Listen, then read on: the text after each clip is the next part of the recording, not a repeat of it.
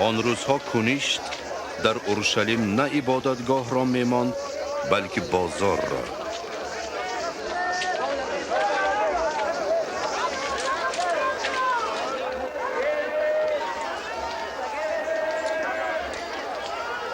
یازده، دوازده، سیزده، چهارده، پانزده، شانزده، هفده، هجده، نوزده، بیست، بیست و یک، بیست و دو، بیست و سه، بیست و چهار، بیست و پنج، بیست و شش، بیست و هفت، بیست و هشت، بیست و نه، سی و یک.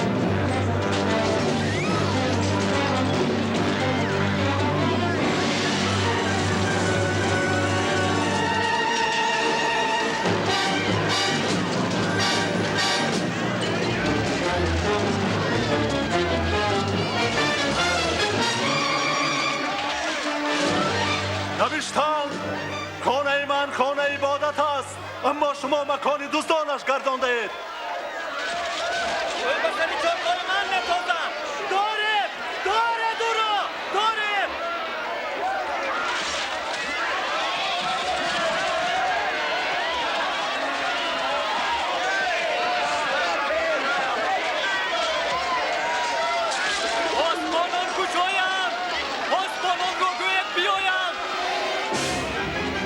میان اکابر کشور دشمنان عیسی افزودن گرفت، زیرا مردم او را شاهی خود خواندند.